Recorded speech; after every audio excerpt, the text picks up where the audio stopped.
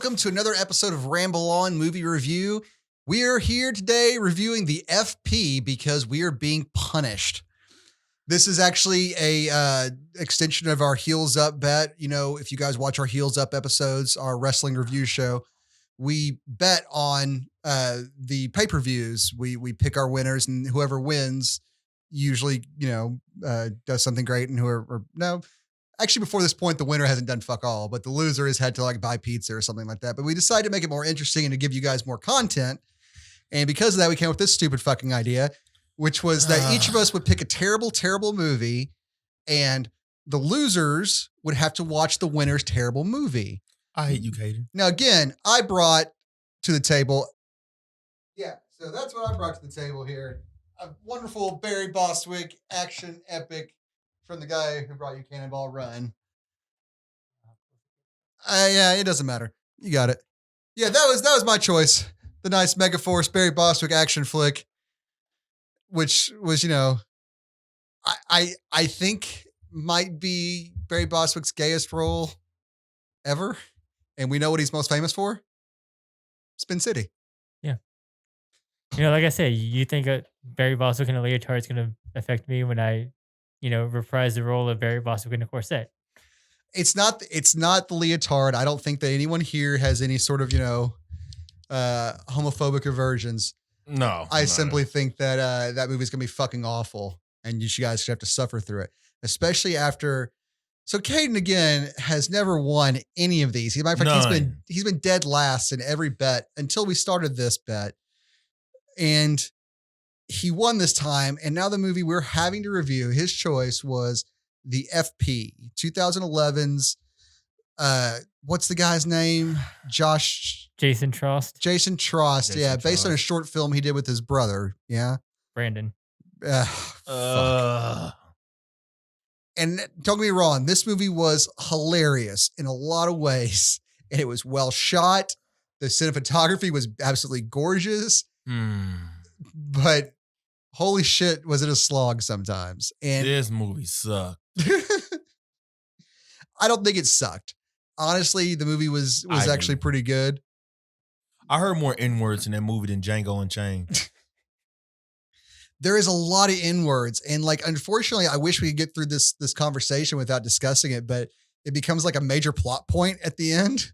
So the dialogue in this movie was the first thing that strikes you because, again, you're hit right out the gate with this stuff. And the premise of this movie, for those of you who haven't seen it, is there's two groups and divided between the North and the South battling over this neighborhood, the FP.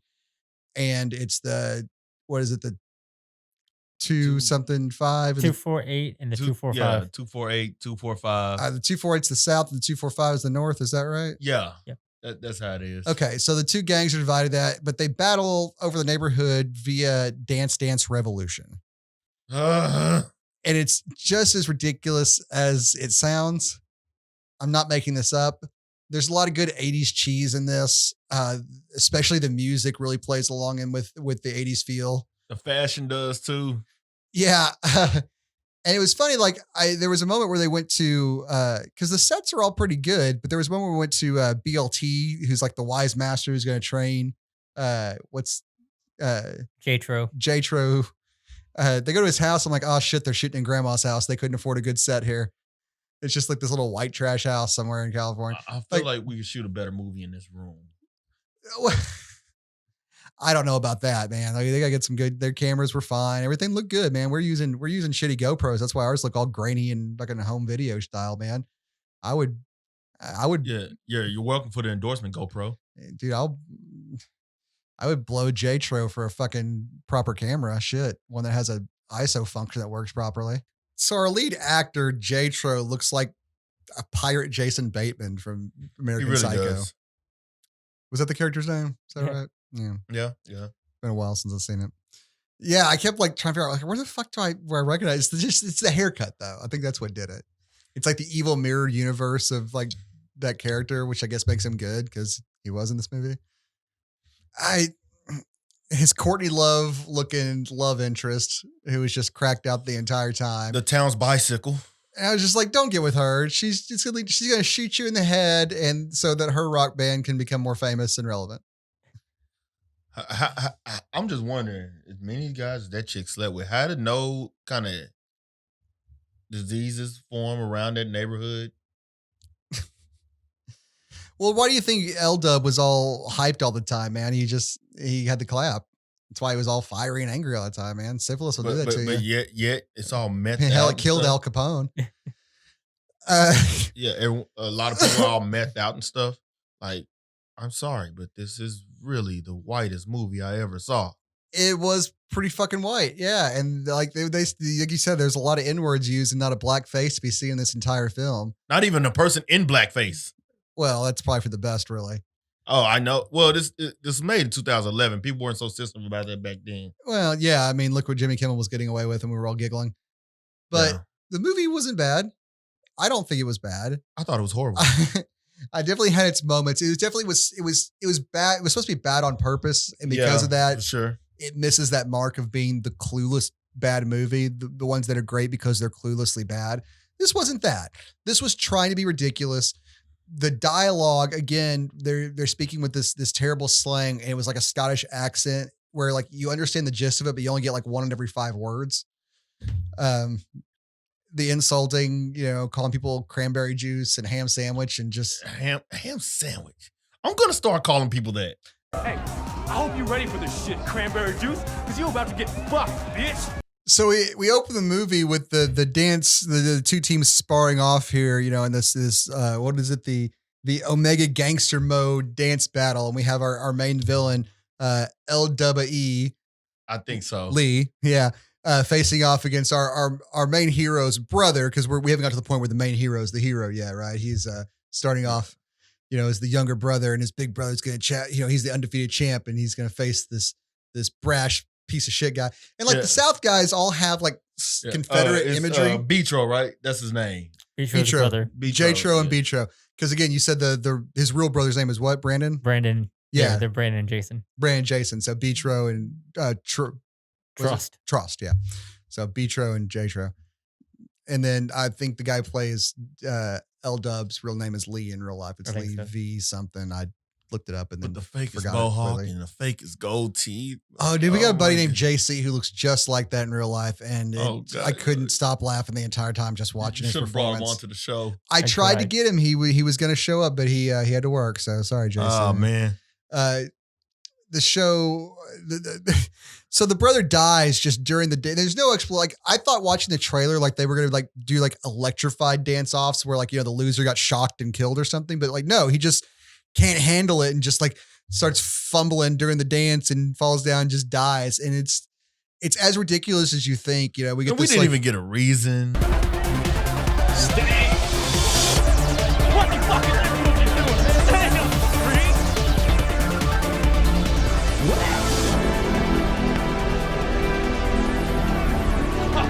choking, man.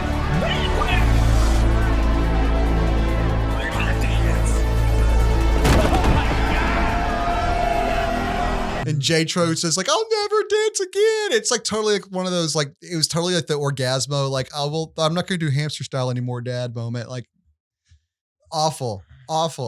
And the worst part about this was the DDR platforms weren't even lighting up when they take a step.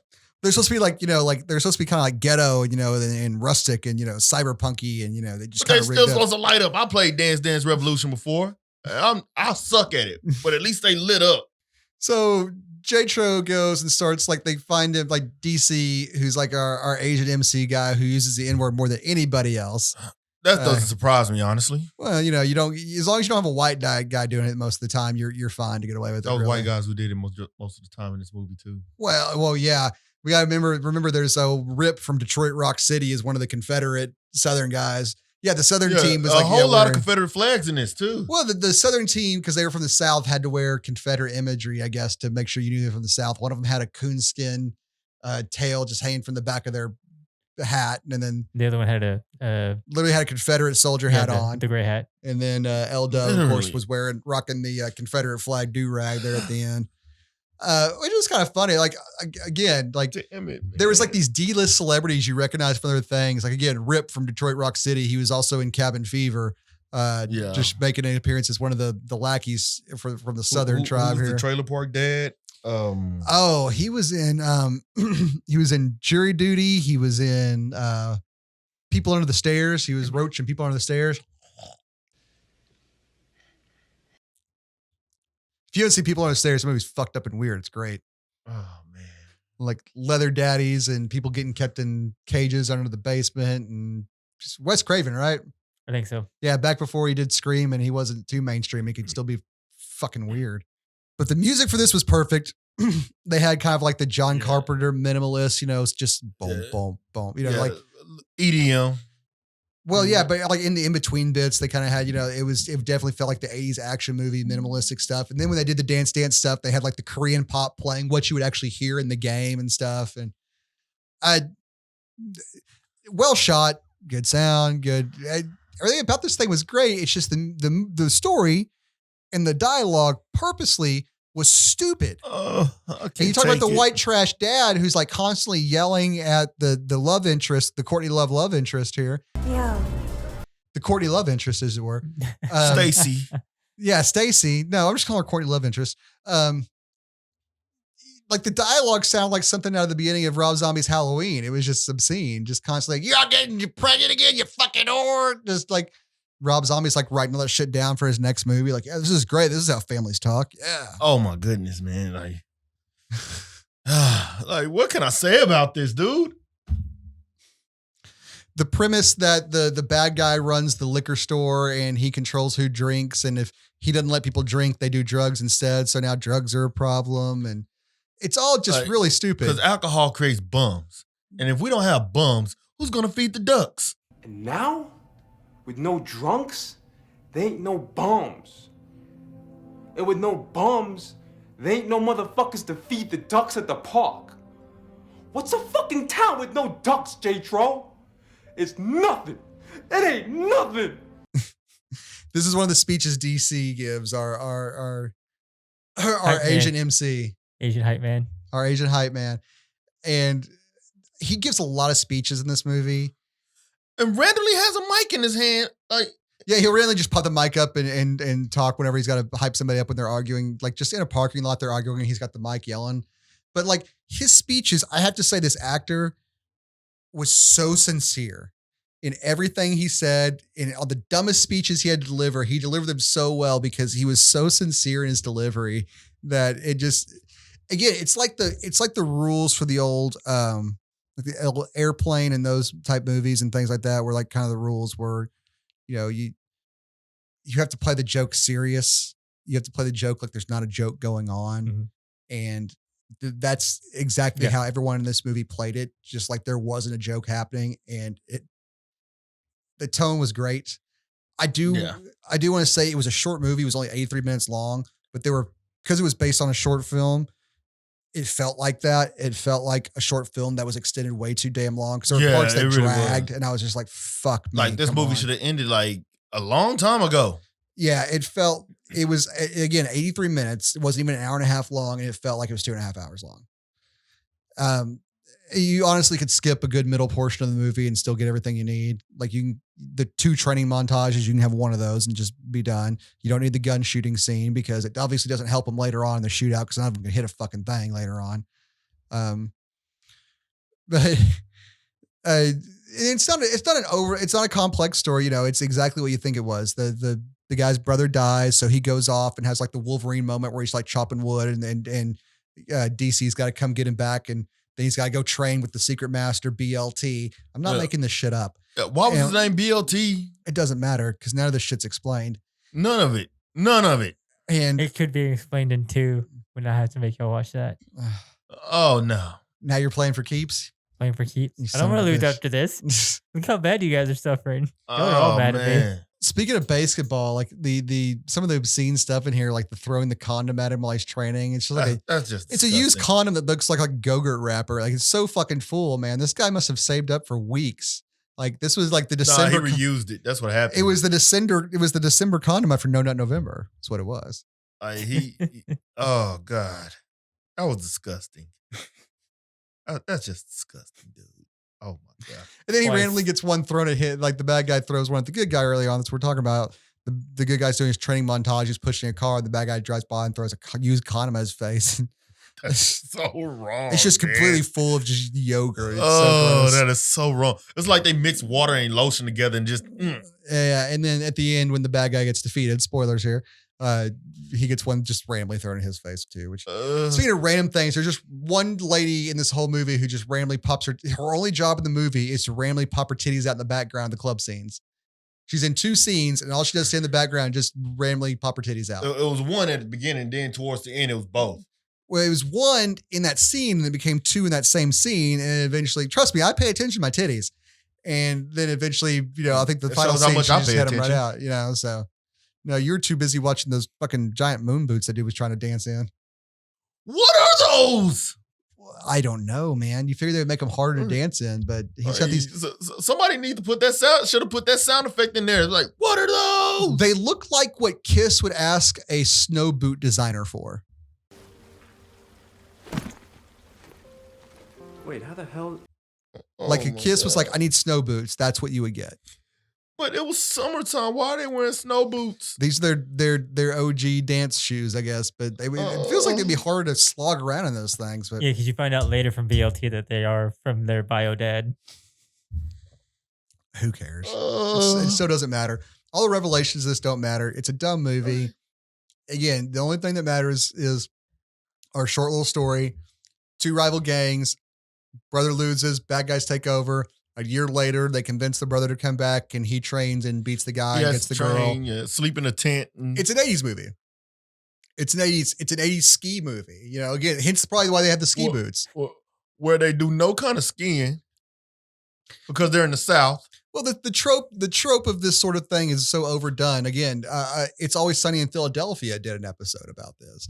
I mean, just the people show up and they got to beat the guy in the match or whatever it is. It's skiing, it's basketball, it's in Teen Wolf it was basketball, right? I mean, it's just we get it. We know where we're going with this, and that's fine because that's not what this is. This is just a giant. I feel like a little bit of South Park was mixed in there. The episode where Kyle was learning how to ski.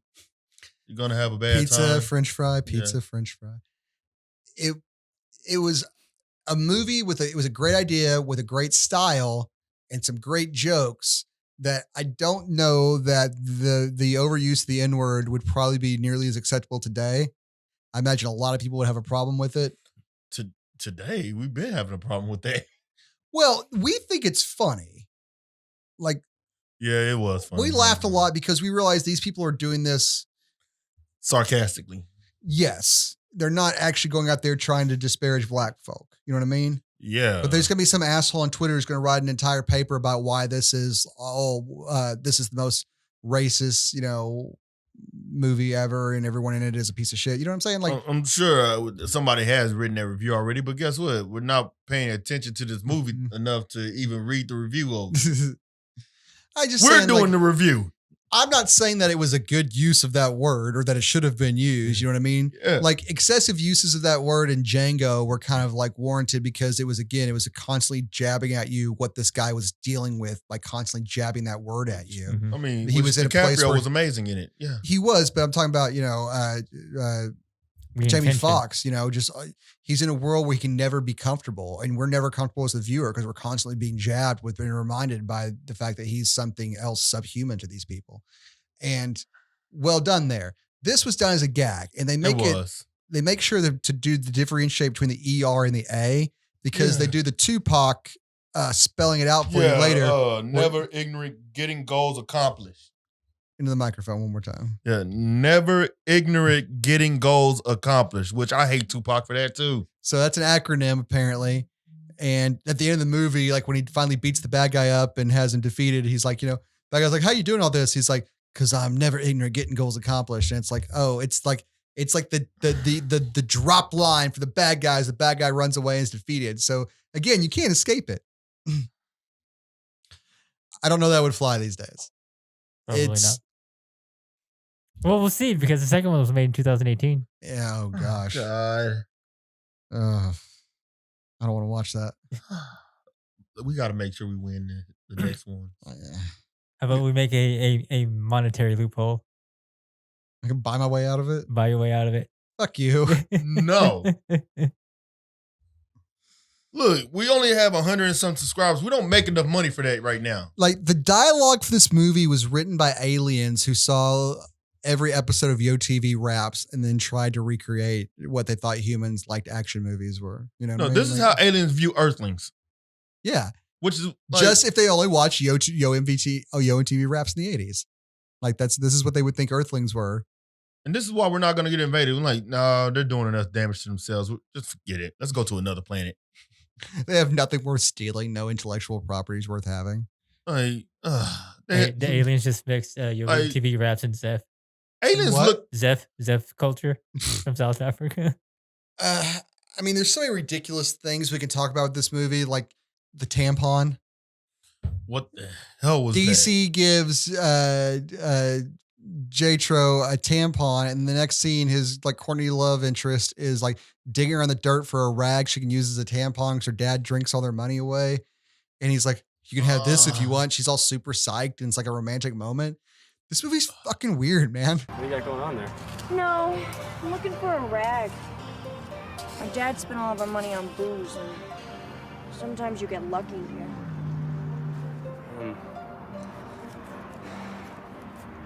I have one.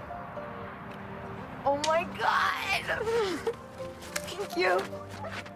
It is. It's so weird. Like, what? Like, what was the purpose of that? Like, you mean to tell me your dad is such an alcoholic you don't have enough money to buy your feminine hygiene products? Again, I'm a weird enough person that where if I had thought of that, I think I might put it in a movie too because it's funny. But what kind of fuck that person thinks of that in the first place? Like, they should bond with the fact that he's got a tampon. And like, why did dude give him a tampon? It was totally like one of those point and click adventures games. Like, used to be on like the MS-DOS, like in the 90s and shit, you know, where you like get like random things to open these doors. I had to collect 3 chicken feathers and a barrel of hay. And then this fucking pathway opens. Like, it's that. Like, why did you collect the tampon? It's because it was an object in the screen to pick up and put in your fucking inventory, I guess. And then so-and-so, guess what? You met someone 3 panels later who needed the fucking tampon and it got you, you know, to the next level. It was a point-and-click adventure. That's all I'm saying. Well done, guys. You even paid homage, however you want to say it, to the shitty video games of the day. Like, what the like out of all the women, why did the love interest have to be the city's doorknob? Don't be so crude now. She was just a troubled young corny love interest. And you would think out of all the guys she's blown, she would have enough money for tampons. Apparently, she doesn't keep her dad in alcohol because if he doesn't drink, he goes back to meth, and she doesn't want him to go back to meth. That's the plot here. That's the plot for. That's why she's dating the bad guy throughout most of the movie because he's the one who owns the liquor store. And I can't make this shit up. It's ridiculous. And yet after that guy beat her up, she says, "Why are you?" She goes to Jatron to ask, "Why are you smoking that?" A cigarette. A cigarette. Out of anything that's being smoked in that little town, the cigarette is what gets you in. You know what? There's a million different things about this movie that we can talk about that are just completely fucking ridiculous. A cup full of meth. But the what? A cup full of meth. Yeah, he has to. And they refer to the drug at. Well, okay. I'm not even going to say it. No, so our hero goes and challenges the bad guy when he comes back, right? And we get the only meta moment in the movie where the bad guy is like, won't face him. He's like, you gotta go face another guy. And he's like, why? Politics, bitch. Yeah, it's because, you know, it's the politics of the story arc here. Yeah. So it was a nice little meta moment. And so he's got to go have his warm-up match against this tiny little Russian dude. Triple Decker 1000. Triple Decker 1000! Fuck you sloppy ass, bitch! Ridiculous. Absolutely fucking ridiculous. This is not finished. Where can I get black dick? He gets his drink spiked, or he gets offered a drink by this girl who's hanging out with Courtney Love interest. And he takes a drink. And he's like, oh, this tastes funny. She's like, that's a message from... She was a plant for the bad guy. And she's like, hope you like meth. He spiked his drink with meth and he freaks out and wakes up and he's dancing and still wins the match. I can't make this shit up. But again, he wins the day and he runs the bad guy off. And we had this nice little moment where he walks through a park that was nice and cheap to film in with the love interest. And they had the nice kiss with the sunset. And we think this is going to be the end of it. And as they kiss, she just gets on her knees and starts blowing him. He totally does this. Now that's a real happy ending. a literal happy ending as he puts his hands up and we A fade to happy black. ending right there, man. I laughed really fucking hard at that. I'm not gonna Yeah. lie. That was Like- really Like when they said they needed a happy ending to a movie, they took that literal. I'm not proud of myself, but I laughed really hard at that. That was the only good part of the movie. Go see it once just so you can say you've seen it. And there's a lot of stuff that's worth seeing to laugh You at. know how bad it is? You can watch it for free on YouTube. But don't feel bad if you kind of zone out into playing video games on your phone through a couple of the scenes there in the middle, especially towards the end, the middle end section, kind of slow. But overall, wasn't as bad as I thought it would be, but still kind of a slog and definitely not something I would go watch a second time. I didn't even want to watch it the first time. Caidan, you're the victor. You got anything to say to all this? I hate you, Caidan. No, this is great, and I plan on not losing. We gotta win next time. One of us gotta win. All right, guys. That was Ramble On, and we just reviewed the FP. I hope you enjoyed it. We'll be bringing you guys, again, more content to you. We've got more Bagged and Bored that's going to be coming out, more Reanimated, and more Ramble On movie reviews on top of, Heels Up every week. So keep watching, like, subscribe, share with your friends, all the other bullshit, yada, yada, yada, and say hi to your mother for me.